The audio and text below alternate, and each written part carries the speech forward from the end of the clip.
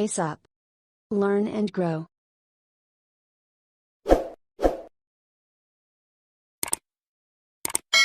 Welcome to our channel pace up. आज हम देखने वाले हैं बहुत ही इंपॉर्टेंट टॉपिक ऑटिज्म।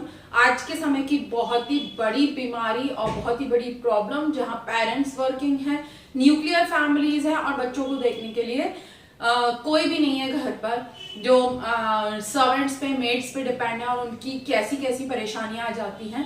तो एनीवे हम इससे बहुत ज्यादा डीप में ना जाके हम प्रॉपर टॉपिक पे फोकस करेंगे। टॉपिक स्टार्ट करने के पहले अगर आपने चैनल को सब्सक्राइब नहीं किया तो सब्सक्राइब कर ले, ताकि आगे आने वाले वीडियोस आपको हेल्प करते रहे एग्जाम्स के लिए। चलिए स्टार्ट करते हैं अपना टॉपिक। ऑटिज्म किस तरीके का डिसऑर्डर है? डेवलपमेंटल डिसऑर्डर है, जिसको हिंदी में हम कहते हैं आत्म केंद्रित या फिर स्वालीनता। क्या होता है इसमें? इसका एक और चीज बहुत इंपॉर्टेंट है कि आप ये ध्यान रखिए, कई बार इनडायरेक्ट क्वेश्चन पूछा जाता है थियोरेटिकल एग्जाम्स में, ASD क्या है? ये है ऑटिज्म स्पेक्ट्रम डिसऑर्डर, जिसके अंदर भी आपको यही एक्सप्लेन करना पड़ेगा। Autism, what is autism? People with ASD have problem with social, emotional and communicational skills. Social, emotional and communicational skills, हर तरीके से कुछ ना कुछ उसमें प्रॉब्लम आ सकती है, या फिर वो किसी ना किसी तरीके से परेशान हो सकता है। Also have other different ways of learning. Problems like learning problem, paying attention or reacting to things. चीजों पे कैसे रिएक्ट करना है, लर्न कैसी करनी है, चीजें समझना कैसा है, वो भी एक ऑटिज्म का ही फॉर्म है। And life long development disorder, ये एक लाइफ लॉन्ग डेवलपमेंट डिसऑर्डर है और ये न्यूरोलॉजिकल नसों की प्रॉब्लम होती है, स्पेशली इन द ब्रेन। अब इसके कॉजेस क्या हो सकते हैं या रिस्क फैक्टर्स क्या होते हैं? एनवायरमेंटल फैक्टर हो सकते हैं, जिस माहौल में बच्चा रह रहा है या जिस तरीके की जगह में वो रह रहा है, उस वहां से उसको प्रॉब्लम आ सकती है। बायोलॉजिकल फैक्टर्स हो सकते हैं, स्पेशली फादर या मदर से रिलेटेड हो सकते हैं, या मदर को प्रेगनेंसी के टाइम में कुछ प्रॉब्लम हुई हो, या फिर हेरिडिटरी हो सकती है। एंड जेनेटिक फैक्टर्स, एग्जैक्टली वही चीज है, जेनेटिक फैक्टर्स, यानी पीढ़ियों से कुछ ना कुछ प्रॉब्लम चली आ रही है। अब प्रॉब्लम क्या होती है इस चीज में? ट्रबल इन कम्युनिकेशन, बोलने जानने में प्रॉब्लम होती है, अपनी बात समझा नहीं पाता है। May have problem with what other think और फील, ये भी नहीं समझ पाता कि सामने वाला क्या पूछ रहा है या क्या बताना चाहता है या क्या समझाना चाहता है, और वो खुद भी अपनी बात किसी को नहीं बता पाता है। Harder for them to express themselves in front of other. Might have problem with learning. Definitely जब अपनी बात ही नहीं बता पाएगा या सामने वाले की बात नहीं समझ पाएगा, तो कोई भी चीज सीखने में बहुत ज्यादा तकलीफ होगी। अब इसके टाइप्स देख लेते हैं। इसके मेन 5 टाइप होते हैं। Asperger syndrome, pervasive syndrome, autistic disorder, Rett syndrome, childhood disintegration syndrome. 5 तरीके के डिसऑर्डर में सबसे पहला है एस्पर्जर सिंड्रोम। क्या होता है इसमें? Are intelligent and do their daily work but problem in socialization, अपना काम कर लेते हैं, चीजें समझ लेते हैं, लेकिन सोशलाइजेशन में प्रॉब्लम है, लोगों से मिक्स होने में, बातचीत करने में प्रॉब्लम होती है।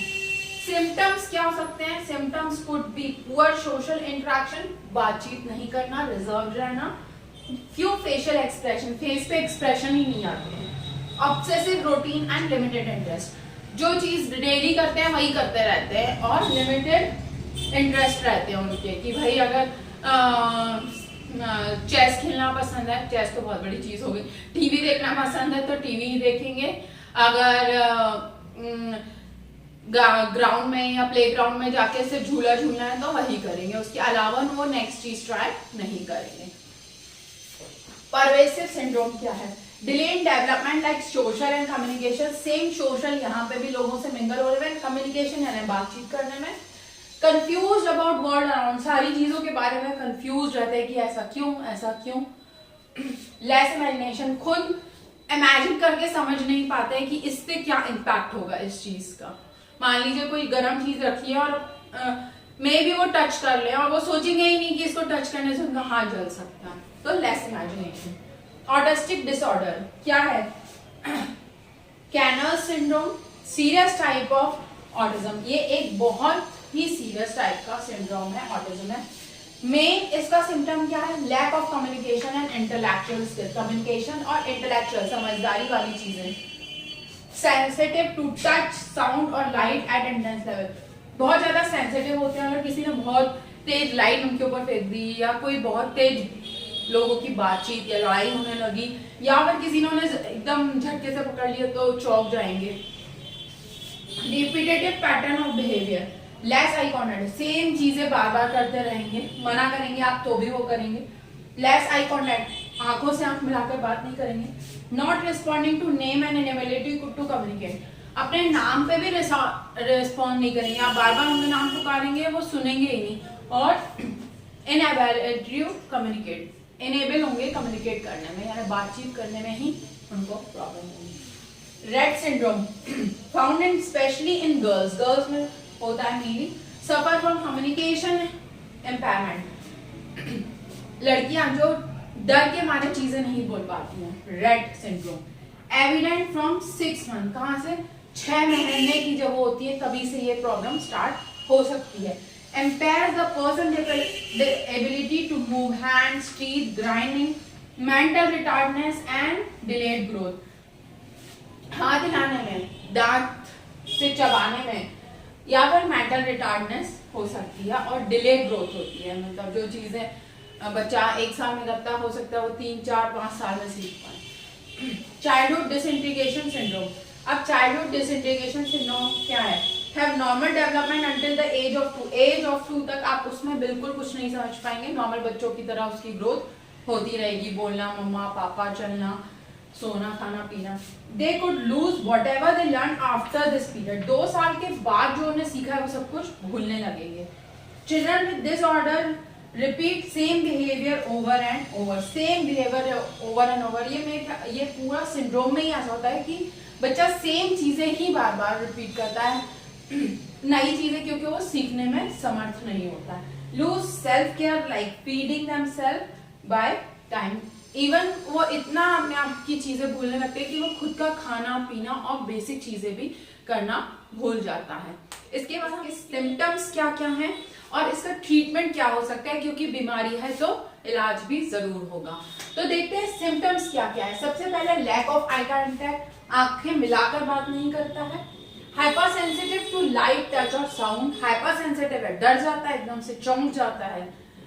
Trouble adapting changes in life, जब उस सेम चीज वो रिपीटेडली कर रहा है तो नई चीजों को एक्सेप्ट करना या चेंजेस इन कुछ आएंगे उसकी लाइफ में तो भी उसको बहुत ज्यादा तकलीफ होगी। Doing something over and over again. Narrow range of interest, narrow range, कम से कम चीजें पसंद आती हैं, बहुत कम चीजें करना पसंद करता है। Difficulty in expressing emotion of feeling, बातचीत करके अपनी दिल की बात किसी पे नहीं बताता, शेयर नहीं करता और किसी और की बात समझ भी नहीं पाता। ट्रीटमेंट क्या है?